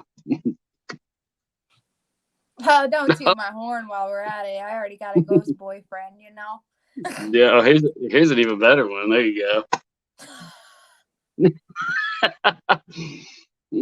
Man. Yeah, you definitely better look out than me, Douglas. Shut up, Josh. Funny. This is my show. Yeah, no kidding. I think it's gonna be your show here before too long. No. I can't run it. The thing is I can help with things, but to be like a complete leader of something. Yeah. Not my thing. Bob says, I think mixing witchcraft in with paranormal is going to be cool. Well, Michael, it goes back to like with witchcraft. I really think this is another outlet for witchcraft because like when people think of necromancy, they think of like bringing things back from the dead and like falling in love with them, like Frankenstein type of stuff. You know what I'm saying? When really it's just being like, hey, ghost, let's be friends. You know what I'm saying? I want to be your friend. You want to be my friend? Okay. Right. You can come home with me if you want. Just don't hurt me. I got tools. I've got tools. I will get rid of you. I think I sent it to our group chat, the video. So I remember one time one of my friends left their poltergeist at my house, allegedly. And I went around and I cleaned every single corner. Whoa. Did you just say one of your friends left a poltergeist at your house? Yes. Okay, continue on. That's all I need to go ahead. They left their poltergeist at my house. Apparently, so weird stuff started happening. So I had just moved into my Evansville apartment, right? Yeah. And there was just weird stuff going on. Like the energy just felt a little different. Even my roommate was just like, something ain't right here. You know what I'm saying? She's just like, something feels off after CJ left, which was like, so there's my friend and her boyfriend. And her boyfriend actually left the poltergeist at my house, right? And so I had like cameras all over the place. And there was a point, I was like, there was a notification that the camera went off. And it was so weird because like, it was literally daytime. You know what I'm saying? And we had cameras like scattered all over the house. And just in my bedroom, it literally went from like, it was almost like went over. Like it went from light to like just dark out of nowhere, just light to dark. And it was just really weird, right? And so I just thought not too much of it. And then I remember like over our head, right? Like when Eric and I were in bed, there was another notification that went off and I looked at it and like, there was this light that was just, you know what I'm saying, going on and off and on and off. And I was awake at this point. I was just like, yeah. I didn't see that. I did not see that. That goes not to my eyes. My camera picked that up. I did not. You know what I'm saying?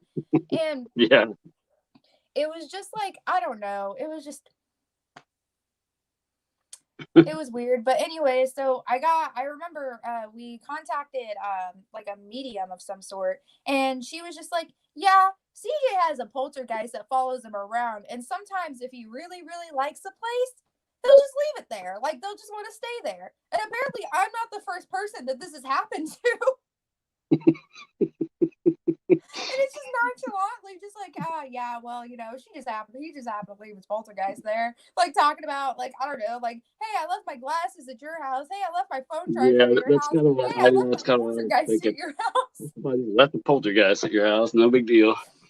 But anyways, I went around the room and I like saged like every corner and I was basically like, get the hell out of here. Oh my God. Anyway. Get out.